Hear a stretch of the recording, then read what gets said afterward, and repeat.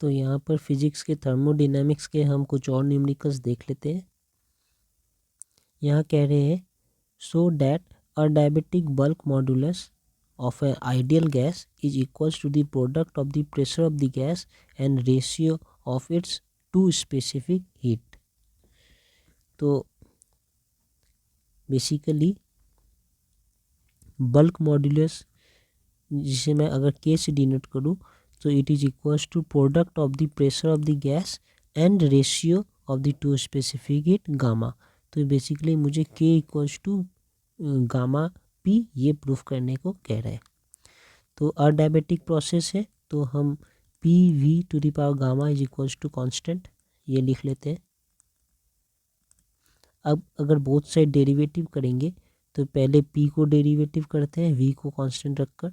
So d P V to the power gamma. ठीक है, दूसरी तरफ अब वी का डेरिवेटिव करेंगे पी को कांस्टेंट रखकर, तो पी ऐसे ही रह जाएगा। V to the power gamma का डेरिवेटिव है gamma V to the power gamma -1 D V equals to constant का डेरिवेटिव 0। यहाँ से हम v to the power gamma -1 common ले लेते हैं, तो यहाँ लिख सकते हैं v डी पी प्लस यहाँ लिख सकते हैं gamma p D V equals to 0। फिर इसे अगर इसे डिवाइड कर देंगे तो मैं फिर लिख सकता हूँ D P plus gamma p D V is equals to 0। इस टर्म को यहाँ डिवाइड कर दिए इनके साथ, तो anything divided by 0 divide by anything becomes 0, सो इसलिए ये 0 हो गया। ये टर्म को यहाँ पर ला के डिवाइड कर दिए 0 से। अब यहाँ पर फिर लिख सकते हैं v D P is equals to minus gamma P D V, ऐसा लिख सकते हैं। फिर ऐसा भी लिख सकते हैं v D P by D V is equals to gamma P. ये माइनस जो है वो इस साइड लिख लेते हैं, यहाँ से यहाँ चला गया, लिख ही सकते हैं बोथ साइड माइनस करूँगा तो। फिर इसे लिख सकते हैं minus D P by D V by V, ऐसा भी लिख सकते हैं is equals to gamma P. अब ये क्या होता है K bulk modulus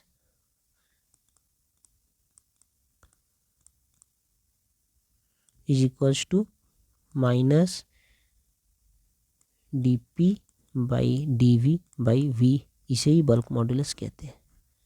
so K is equals to gamma P, ये हमारा प्रूफ हो गया।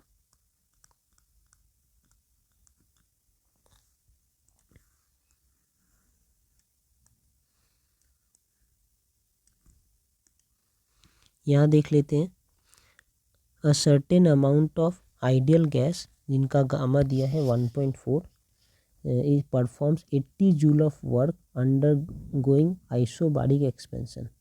आइसोबारिक एक्सपेंशन करते हुए, आइसोबारिक मतलब प्रेशर कांस्टेंट रहेगा, तो हमारा जो वर्क डन है del W is equals to 80 joule है।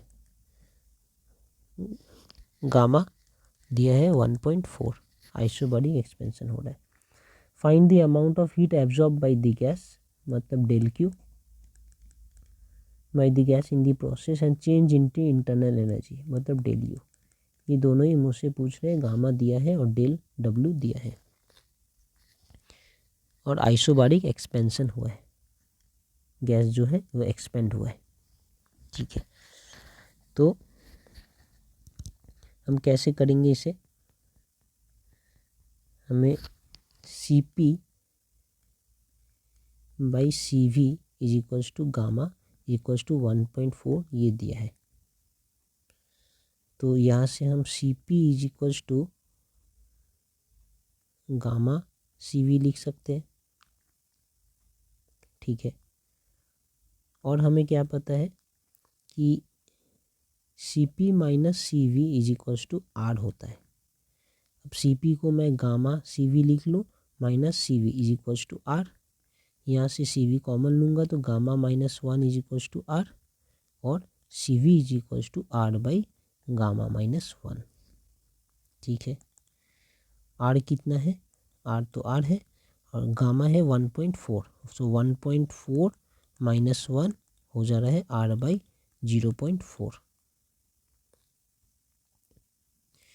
इस 0.4 को मैं लिख सकता हूँ R/4 और ऊपर 10, that means it is 5/2 R।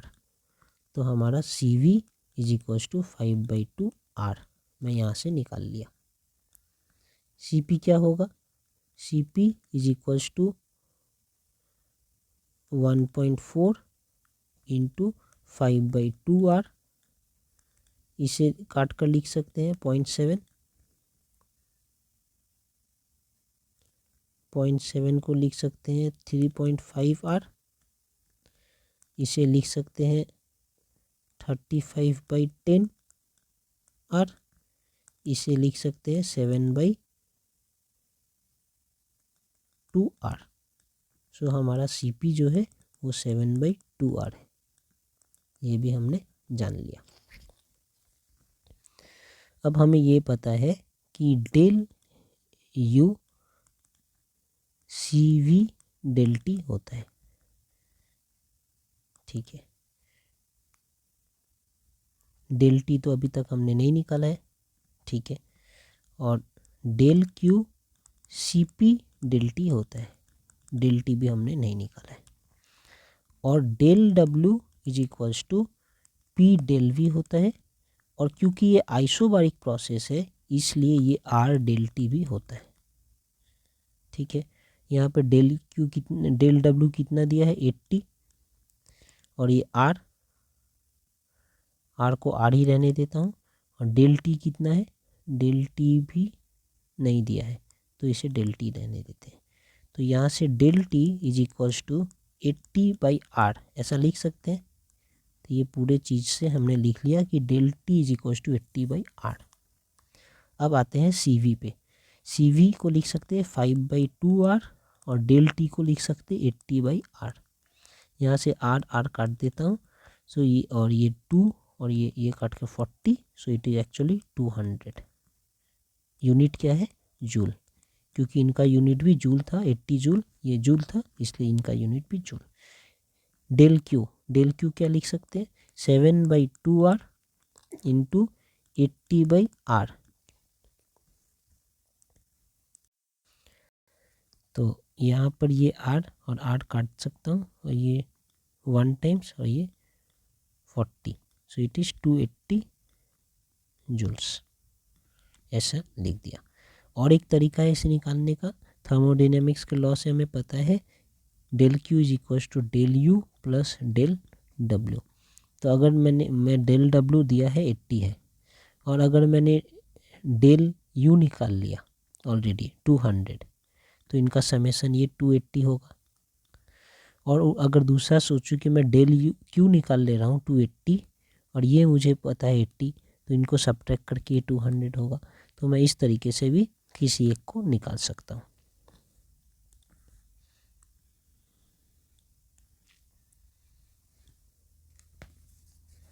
अब देखते हैं अ कंटेनर इज डिवाइडेड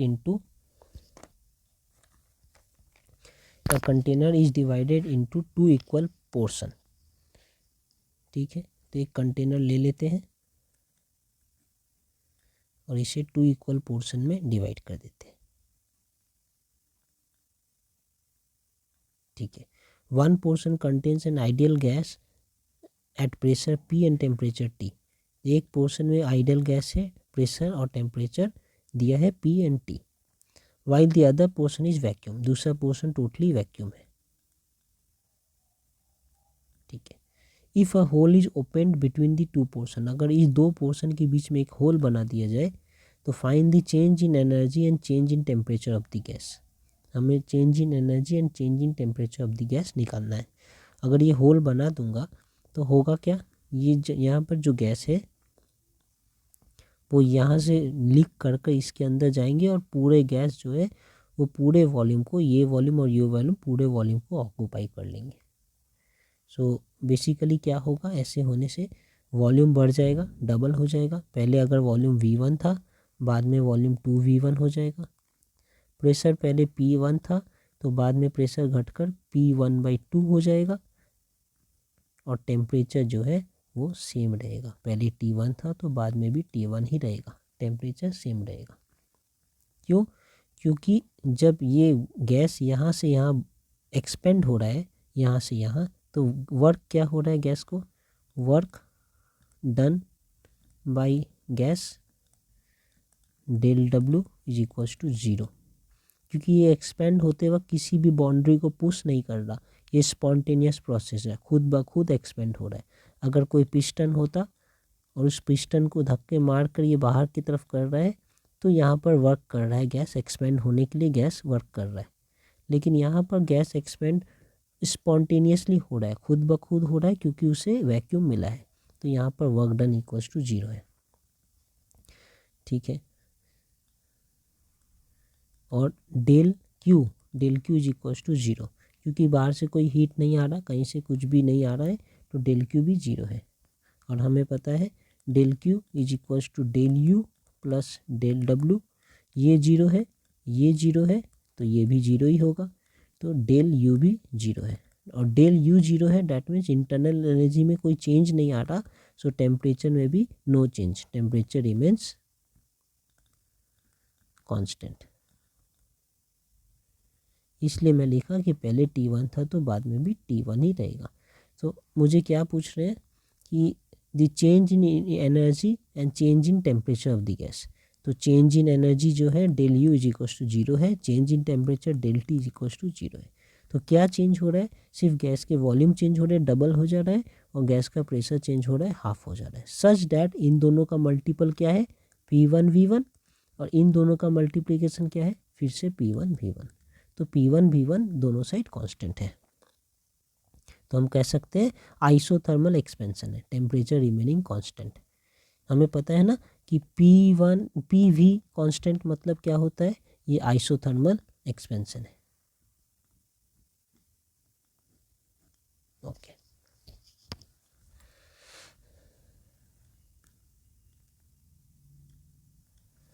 यहाँ देखते हैं 1 mole of N ideal gas undergoes a cyclic change ABCD। ये A से B से C से D से फिर A, ऐसा एक साइक्लिक चेंज अंडरगो कर रहे हैं 1 mole of gas. Calculate the net work done in the process. इस पूरे प्रोसेस में कितना वर्क हुआ है ये हमें कैलकुलेट करना है। तो हमें पता है कि नेट वर्क जो डन होता है इस केस में वो हमेशा एरिया ऑफ द लूप होता है। इस लूप के अंदर जो एरिया है ना, यही होगा वो नेट वर्क डन। तो हम लिख सकते हैं W is equals to area of loop, that means area of ABCDA। That means लिख सकते हैं AB into BC, AB into BC। AB कितना है? ये स्टार्ट हो रहा है 1 से और ख़त्म हो रहा है 4 पे, तो लिख सकते हैं 4 - 1 इंटू BC कितना है? B स्टार्ट हो रहा है 5 से, ख़त्म हो रहा है 2 पे, तो लिख सकते हैं 5 - 2। सो इट इज़ बेसिकली 3 इंटू ये भी 3, सो 3 into 3 it is 9। So it is 9। Unit क्या है? एटमॉस्फेयर। कहाँ से आया?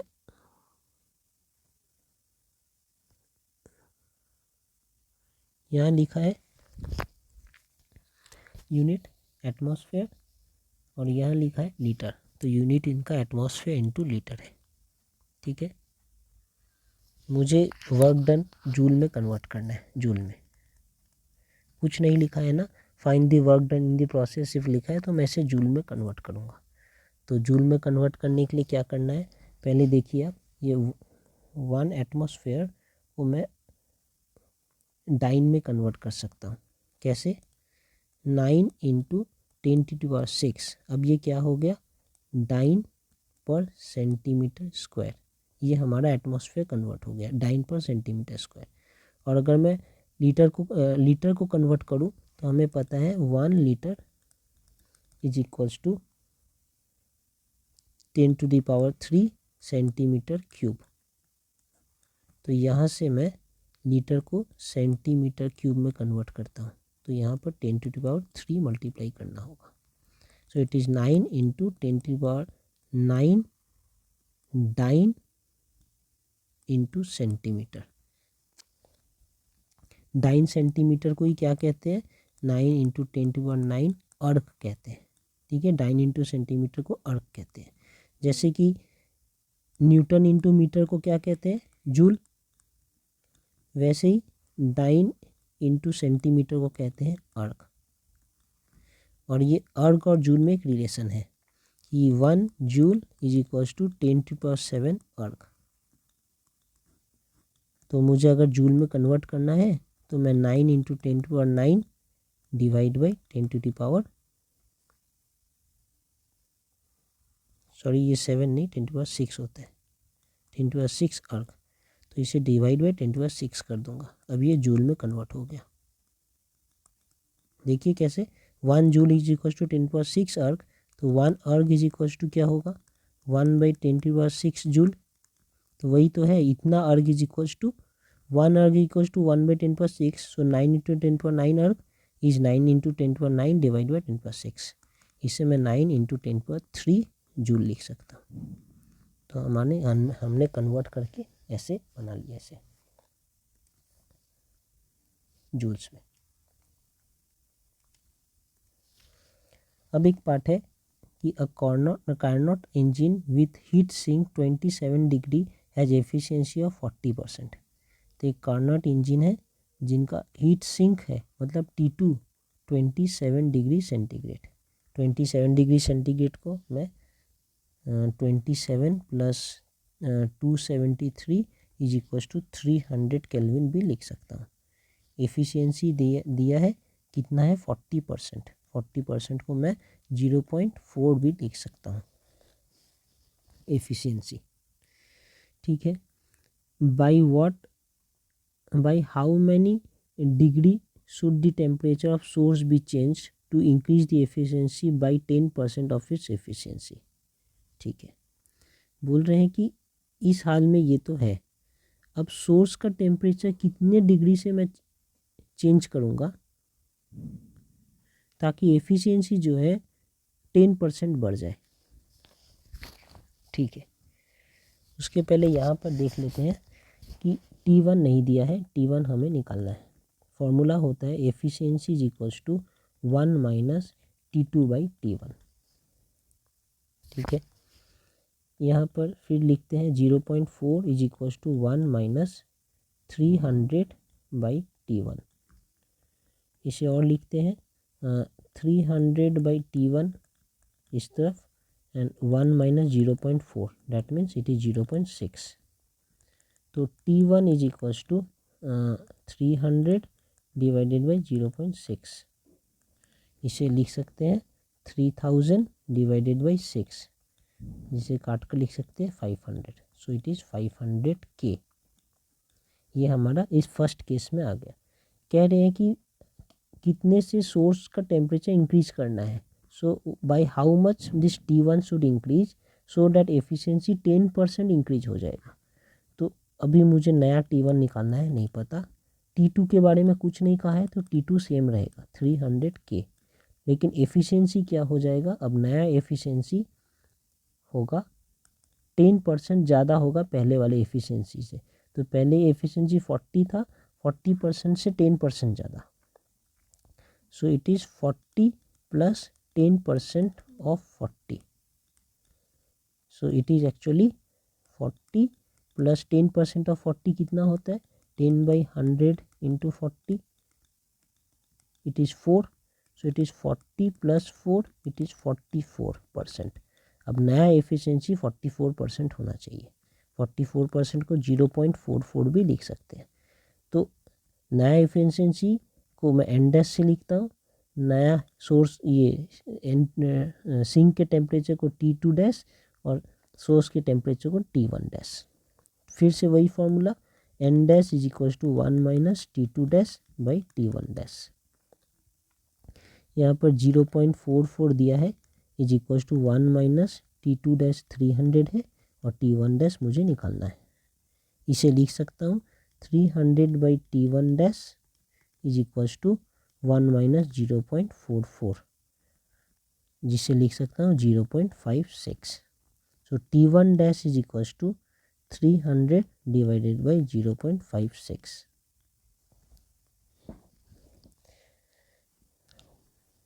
0.56 को कैसे लिख सकते हैं, और 300 और 2 जीरो लगाकर 56 से ऐसे लिख सकते हैं। अब इसे हमें काटना है, 2 से काट कर आगे चलते हैं।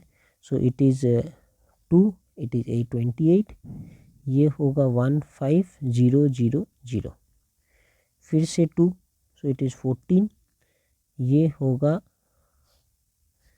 7500, फिर से 2, इट इज़ 7, एंड ये होगा 3750, और कुछ नहीं कर सकते।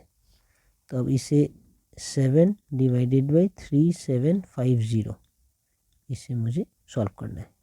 तो it is 5 times 35, 2 525, so it is 3 times 21, 4 040, so it is 5 times 35, 5 decimal 050, it is 7 times. so इसे लिख सकते हैं T1 is equals to 535.7 kelvin, ये हमारा T1 है। तो कितना इंक्रीज है, what should be the by how many degree should the temperature of the source be changed. तो पहले चेंज कितना होना चाहिए, पहले कितना था चेंज, पहले था सोर्स का टेम्परेचर 500, अब है 535.7। सो चेंज इन T1 मतलब सोर्स का temperature is 535.7 minus 500 is equals to 35.7 K।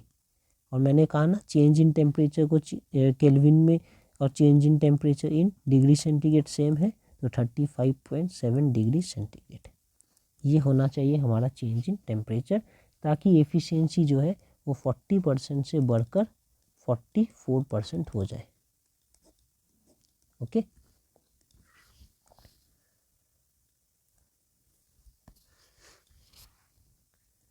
अब यहाँ देख लेते हैं कि refrigerator A works between -10 degree centigrade and 27 degree centigrade. तो एक रेफ्रिजरेटर है जो ये दो टेम्परेचर के बीच में काम करते हैं। छोटे वाले टेम्परेचर को T2 कहते हैं, बड़े वाले टेम्परेचर को T1।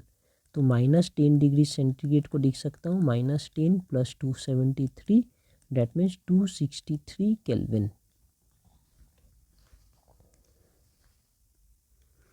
और इसे लिख सकता हूँ 27 degree centigrade, that means 27 + 273, that is 300 kelvin. ठीक है, अब क्या कह रहे हैं, ये रेफ्रिजरेटर ए है, रेफ्रिजरेटर ए ये दोनों टेम्परेचर के बीच में काम करते हैं, दिस इज फॉर रेफ्रिजरेटर ए। और एक रेफ्रिजरेटर बी है जिनका टेम्परेचर -27 और 17 डिग्री के बीच में है, छोटे वाले को T2, बड़े वाले को T1।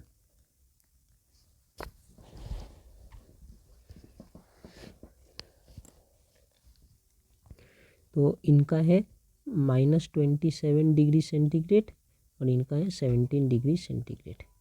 -27 को -27 + 273, इसे लिख सकते हैं 246 केल्विन। और इसे 17 + 273 290 केल्विन, ये हमारा रेंज है बी का। Both removing heat equal to 2000 joule from the freezer.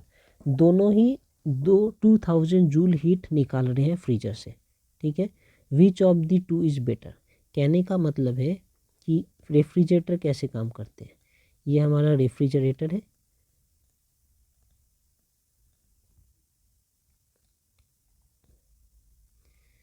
ये कुछ हीट निकालते हैं, कहाँ से निकालते हैं, हमारे फ्रीजर से, सब्सटेंस से हीट लेते हैं, कुछ वर्क लेते हैं बाहर से, और फिर ये आउट करते हैं एक हीट Q1 सराउंडिंग में।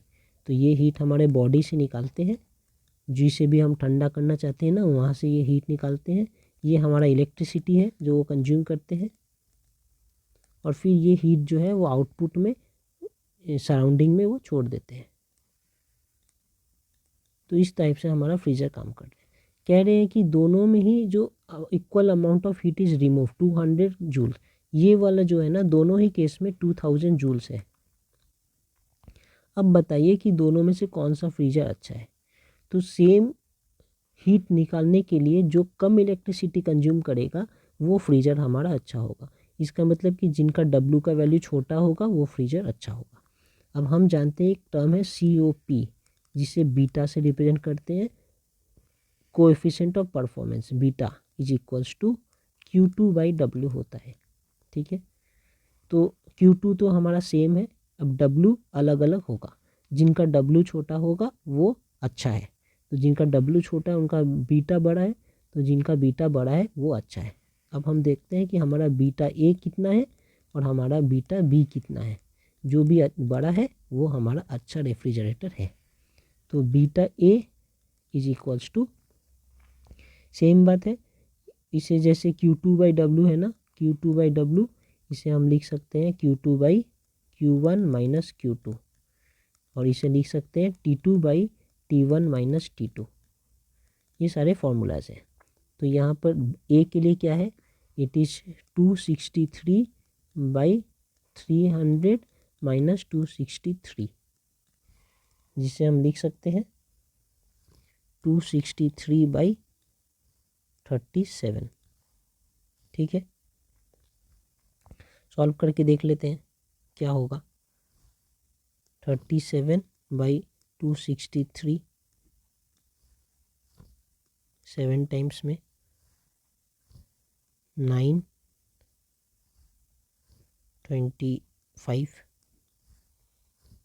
4, 0, 1, 37, 3, तो 7.1, बेसिकली 7.1 है हमारा बीटा A। बीटा B ये भी सेम होगा, Q2/Q1 ये सब, सो it is T2/T1 minus T2। अब बीटा B का T2 कितना है, 246 डिवाइडेड बाई T1 290 माइनस 246, इसे लिखे तो 246 डिवाइडेड बाई इनका डिफरेंस है 44, ऐसे लिख सकते हैं। थोड़े से काट कर इसे लिख सकते हैं 2 से 22, और इसे लिख सकते हैं 1 2 3।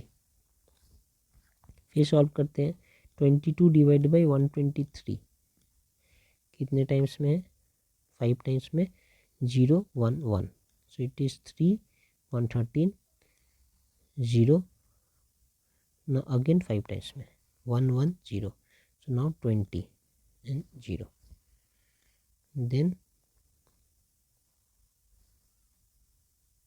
9 times में 8 carry 1 1 9, तो ये इट इज़ 5.59, जिसे मैं अप्रॉक्स 5.6 पे लिख सकता हूँ।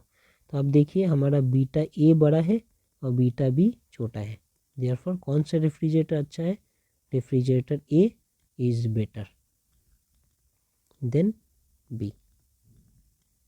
ठीक है ना।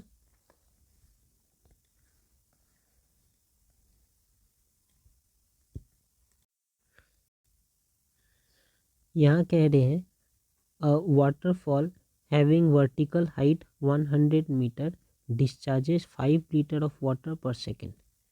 तो एक वाटरफॉल है जो 100 मीटर ऊपर से पानी नीचे की तरफ गिरा रहे हैं, 100 मीटर, ये हाइट जो है ये 100 मीटर है, और हर सेकंड कितना पानी गिरा रहे हैं, 5 लीटर पर सेकंड, इतना पानी वो नीचे की तरफ दे रहे हैं। ठीक है, calculate the quantity of heat produced पर सेकेंड, कितना हीट जब ये ऊपर से नीचे आ रहे हैं यहाँ पर पानी, तो कितना हीट इनमें आ रहा है। हीट कहाँ से आएगा, जो पोटेंशियल एनर्जी ऊपर में थे वो पोटेंशियल एनर्जी नीचे आकर हीट में कन्वर्ट हो गए, तो वो पर सेकेंड कितना हीट आ रहा है वो मुझे बताना है। Number 2, rise in temperature of water assuming that all heat generated remains in the water, ये हीट के कारण टेम्परेचर कितना राइज हो रहा है वो भी हमें बताना है। And J is equals to इतना 4.18 जूल पर कैलोरी ये दिया है। तो हमें क्या देखना है, अल्टीमेटली पोटेंशियल एनर्जी जो है वो हीट एनर्जी में कन्वर्ट हो रहा है, और हीट के कारण टेम्परेचर में राइज आ रहा है। तो हमें ये हीट निकालना है और ये टेम्परेचर में राइज निकालना है।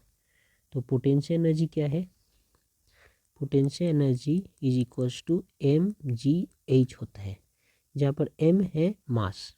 अब देखिए मास कैसे निकालेंगे, मास जो है वो होगा क्या, वॉल्यूम इनटू डेंसिटी, यही होता है मास। ठीक है, वॉल्यूम कितना है 5 लीटर इंटू डेंसिटी वाटर का कितना होता है 10⁻³ मीटर क्यूब, ये है डेंसिटी का यूनिट मीटर क्यूब, सॉरी 10⁻³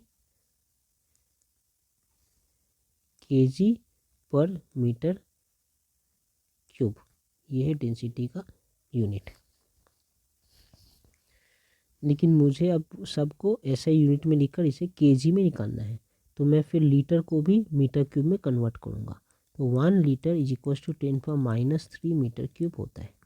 तो ये 5 इंटू 10⁻³ अब ये हो गया है मीटर क्यूब में, और ये इंटू 10⁻³ ये ऑलरेडी है केजी पर मीटर क्यूब में।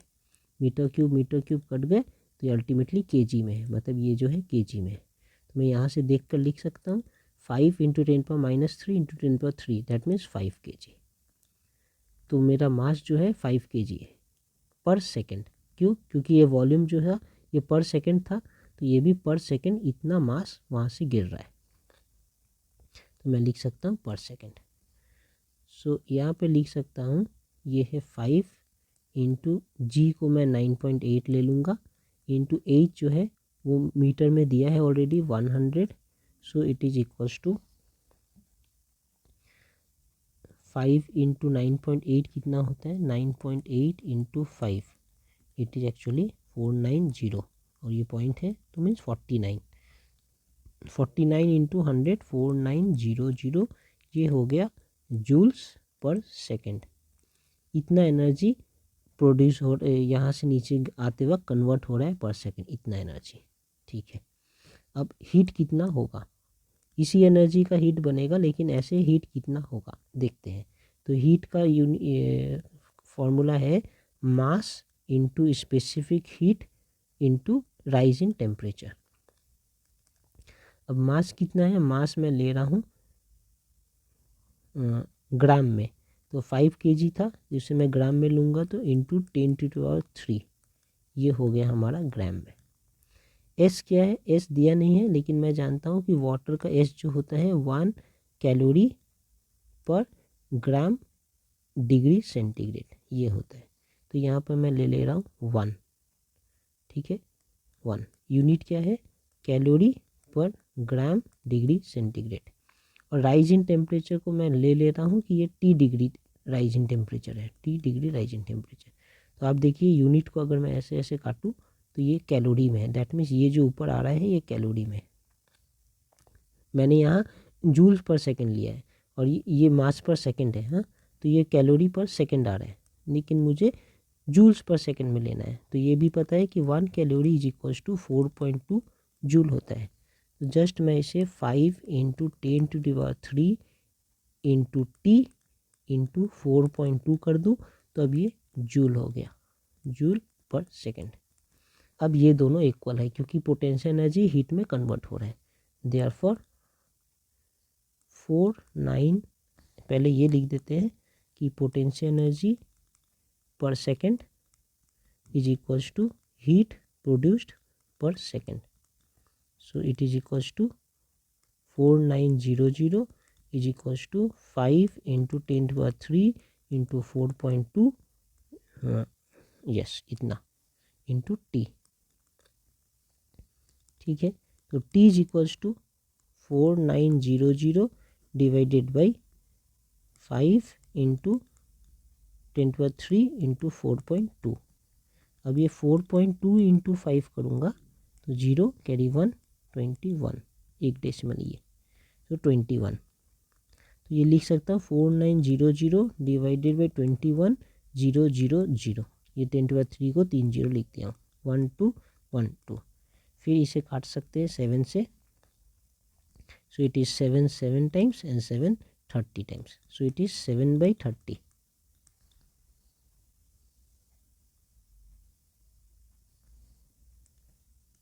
तो 7/30 को क्या लिख सकते हैं, फिर देख लेते हैं। 30.0 देकर पहले 2 टाइम्स, इट इज 60, 10, 0, देन 3 के साथ 90, then again 10, 0, 3, so it will go on. So 0.033 degree centigrade ये हमारा क्या है, change in temperature, rise in temperature. तो हमारा फर्स्ट पार्ट क्या था, फर्स्ट पार्ट था क्वांटिटी ऑफ हीट प्रोड्यूस पर सेकेंड। तो क्वांटिटी ऑफ हीट प्रोड्यूस पर सेकेंड क्या है यहाँ पर,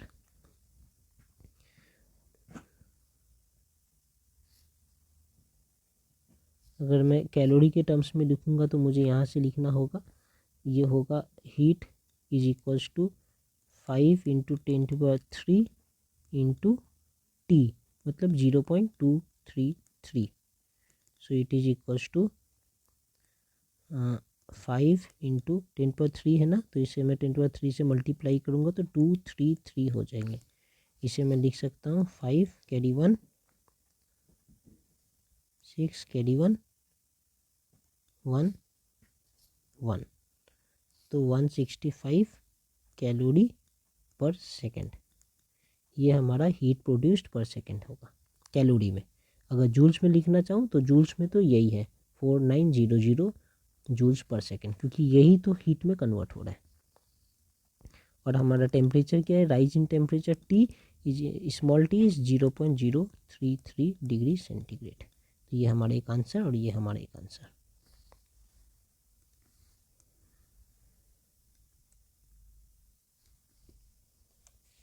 यहाँ देख लेते हैं, how much work is done in supplying heat necessary to convert 10 gram of ice at -5 degree centigrade into steam at 100 degree centigrade. Specific heat of ice is given as 0.5. 0.5 दिया है, यूनिट नहीं दिया, तो मैं बाय डिफ़ॉल्ट इसे calorie पर gram degree centigrade समझ लूँगा।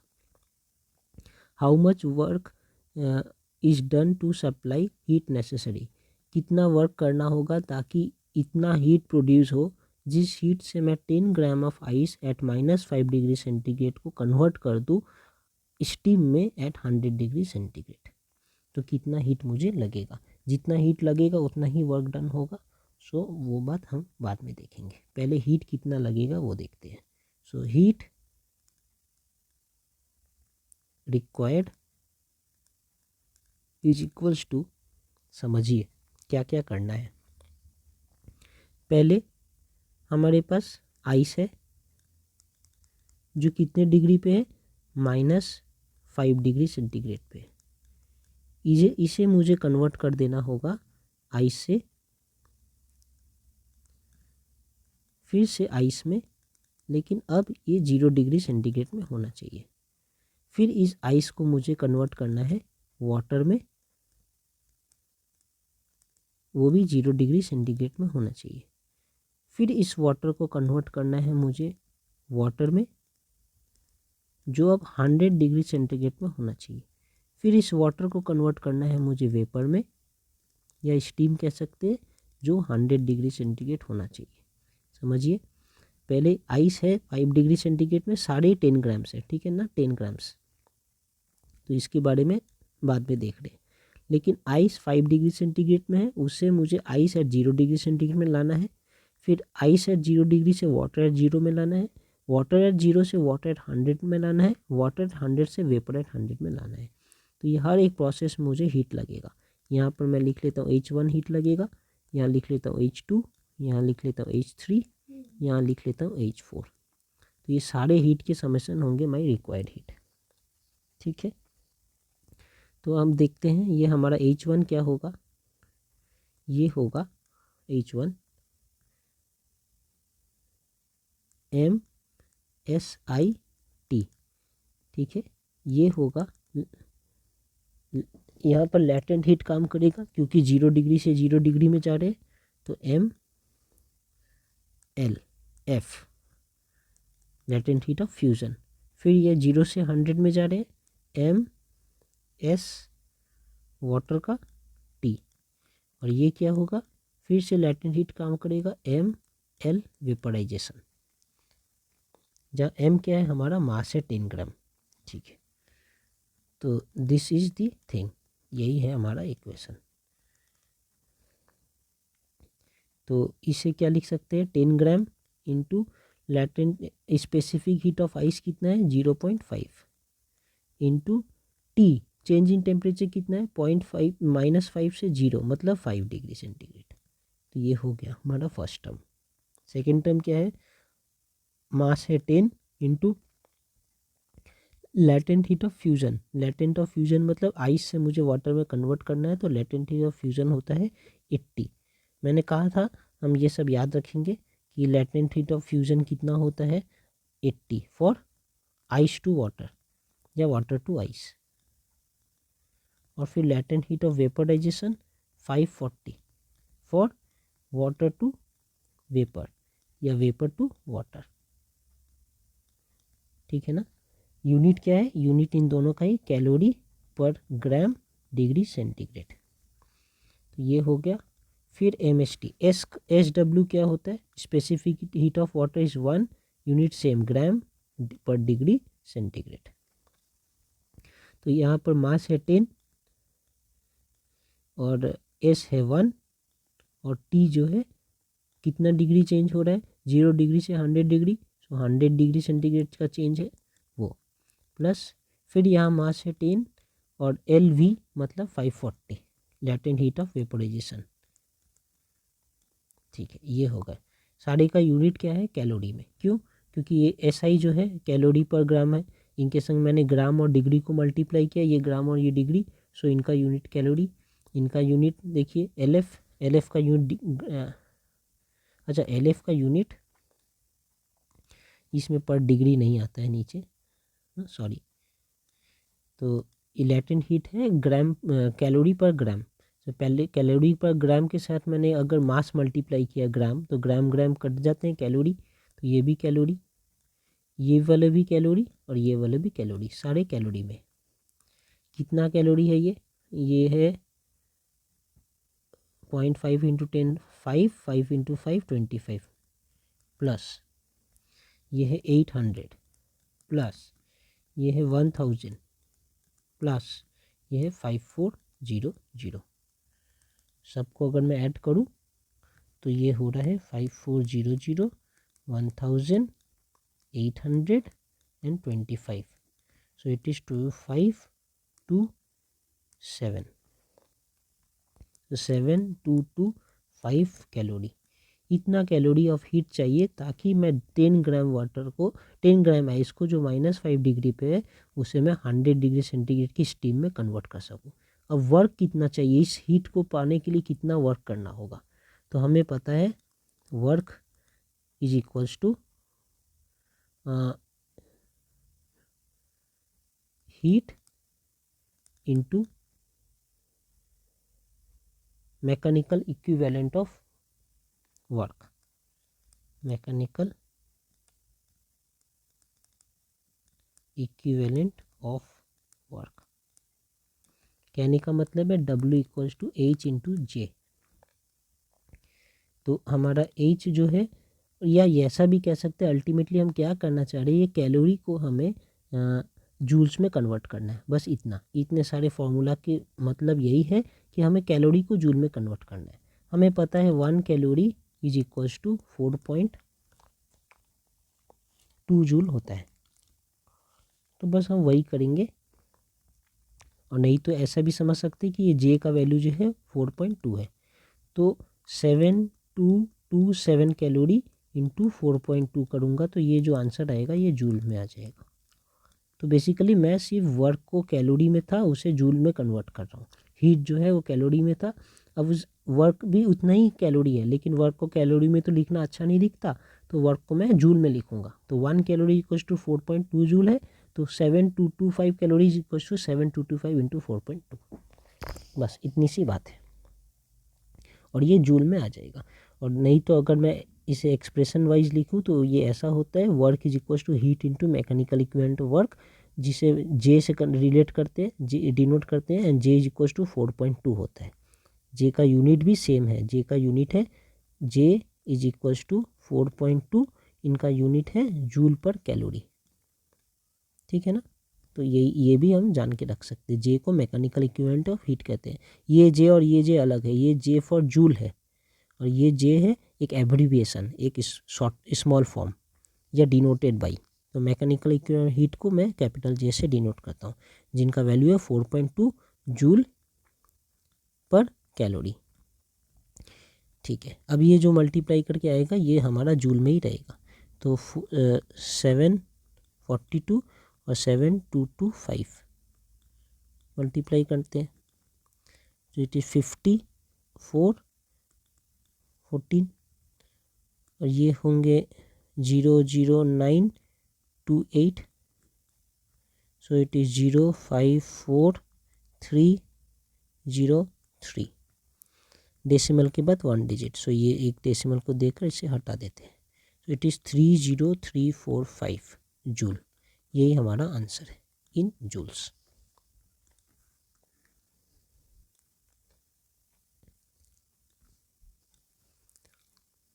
फिर देखते हैं, फिर यहाँ देख लेते हैं, if a lead bullet moving with a velocity with a speed of 150 meter per second is suddenly stopped and all its energy is employed to hit it।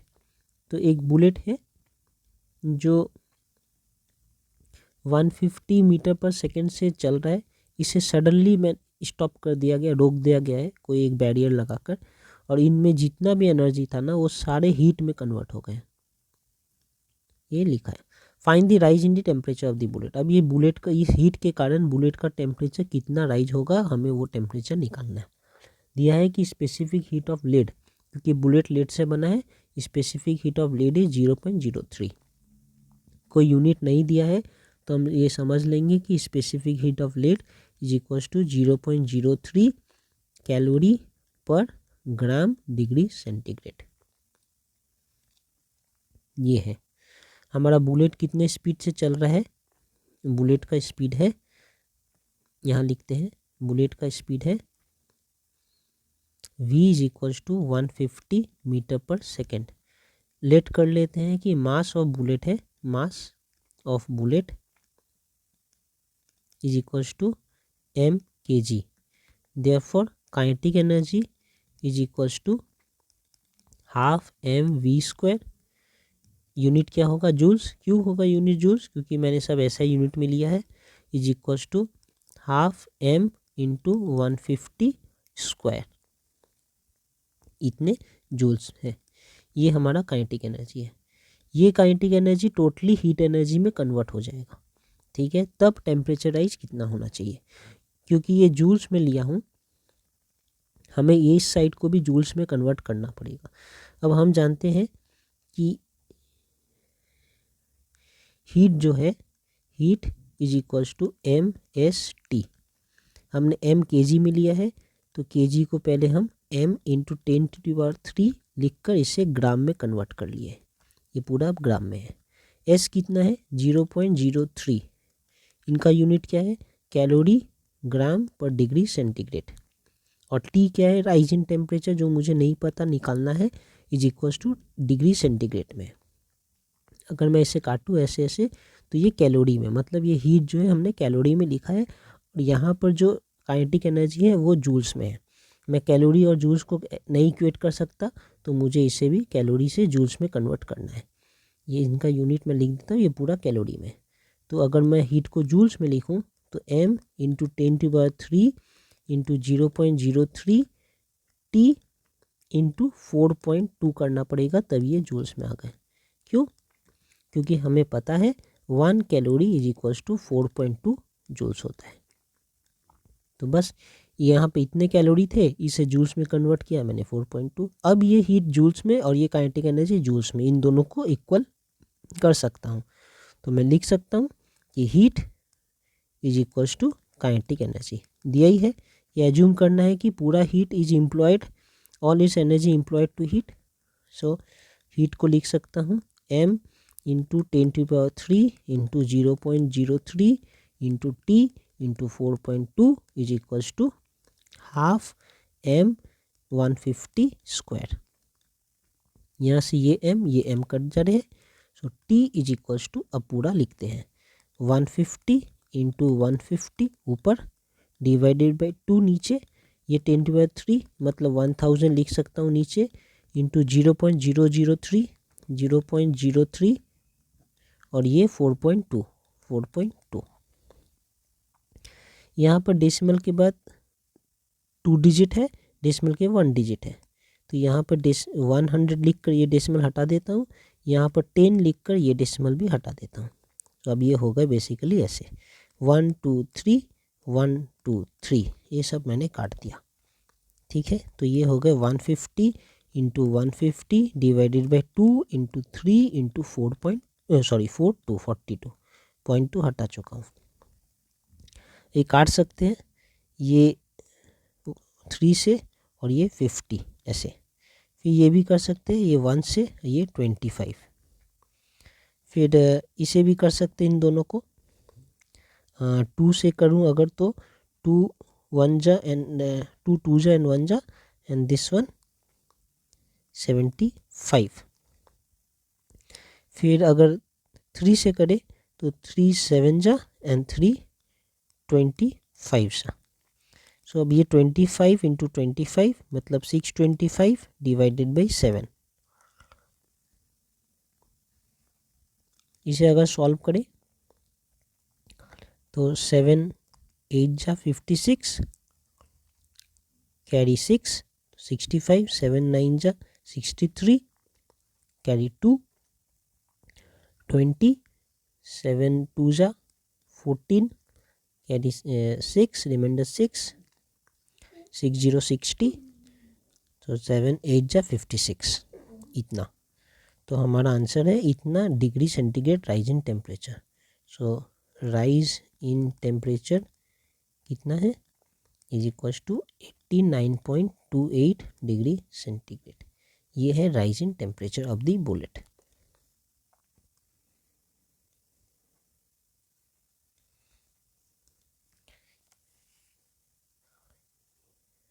यहाँ देखते हैं,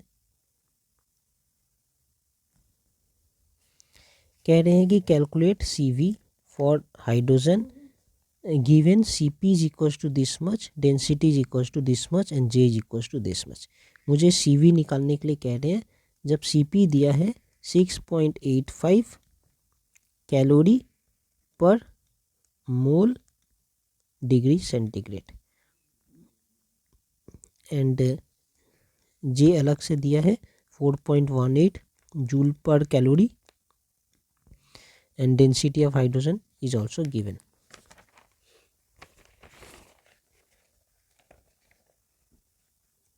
So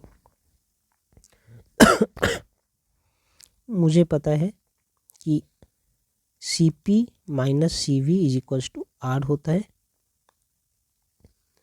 तो CV is equals to R,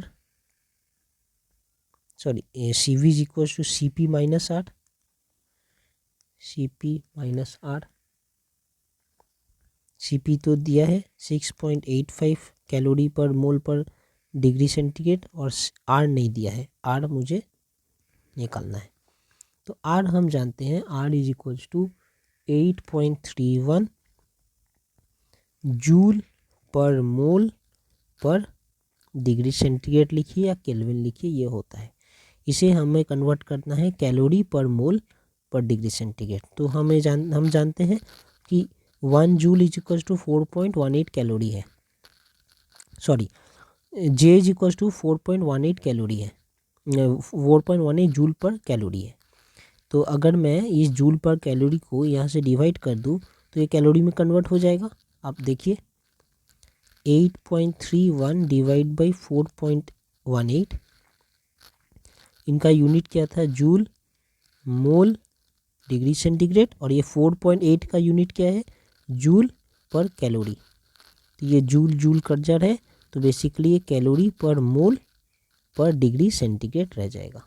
तो हमें ये वाला मिल गया in terms of calorie पर मोल पर सेंटीग्रेड। अब मैं इसे यहाँ यूज कर सकता हूँ, क्यों, क्योंकि CP भी हमारा कैलोरी पर मोल पर डिग्री सेंटीग्रेड में था, आर हमें पता था 8.31 जूल पर मोल पर डिग्री सेंटीग्रेड होता है, जिसे हमने अब कैलोरी पर मोल पर डिग्री सेंटीग्रेड में कन्वर्ट कर लिया ऐसे करके। तो अगर मैं इसे सॉल्व करूं तो इसे लिख सकता हूं 831/418। तो अब इसे सॉल्व करता हूं, 418 डिवाइड बाई 831, 1 टाइम्स में 418, सो 314, एक डेसिमल देकर 0 लिखूंगा, 9 टाइम्स 2673, यह है 8, यह है 6, यह है 3, फिर एक 0, फिर 8 टाइम्स, यह है 4,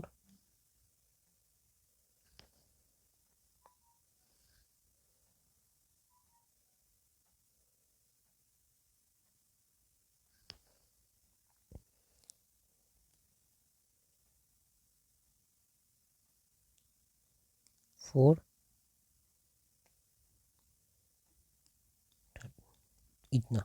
तो 1.98 कैलोरी पर मोल डिग्री सेंटीग्रेड। इसे मैं 1.98 यहाँ लिख देता हूँ।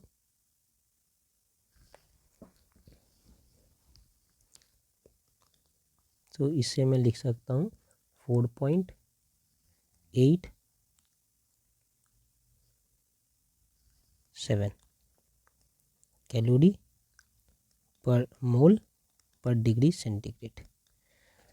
तो हमने इतना कैलकुलेशन किया ये सब यूज करके, फिर मैं 1.98 मिला है हमें। ऐसे हम याद भी रख सकते हैं कि वो आर का वैल्यू 8.31 जूल पर मोल पर डिग्री सेंटीग्रेड या 8.31 joule per mole per kelvin होता है। और साथ में ये भी रख सकते हैं कि R is equal to approximately 2 calorie पर मोल पर केल्विन या 2 कैलोरी पर मोल पर डिग्री सेंटीग्रेड होता है। अगर हम ये सब याद रखते हैं तो हम एग्ज़ाम में काम करने में सुविधा होगा। तो जस्ट मैंने इसके संग ऐसे रिलेशन निकाल कर ये वैल्यू CV का निकाल लिया है।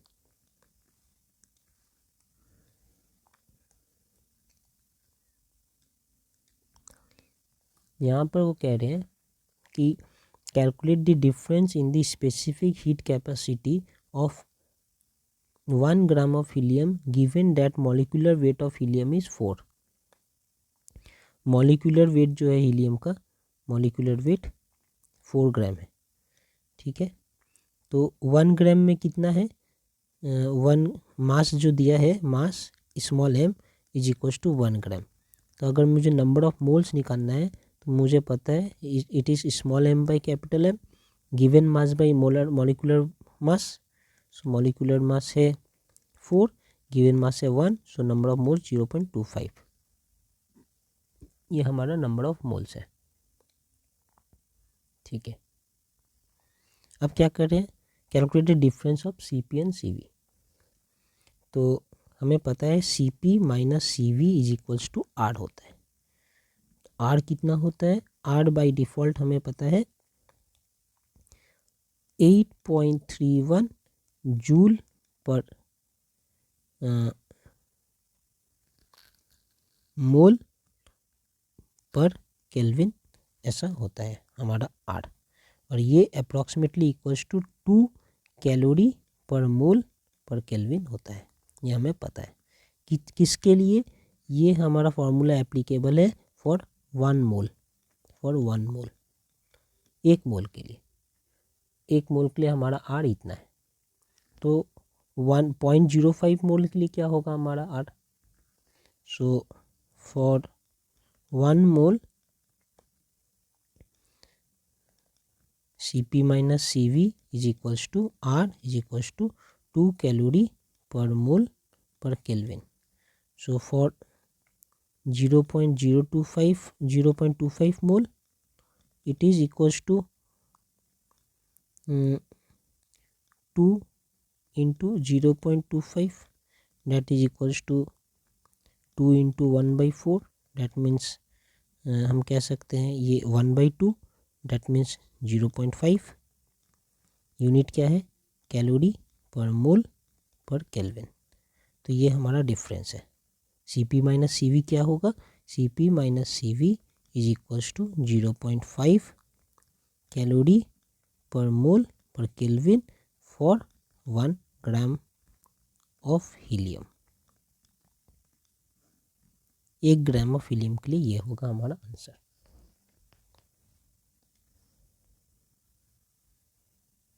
यहाँ पर कुछ भी नहीं था, सिर्फ इतना समझना था कि Cp minus C V equals to R होता है 1 मोल के लिए।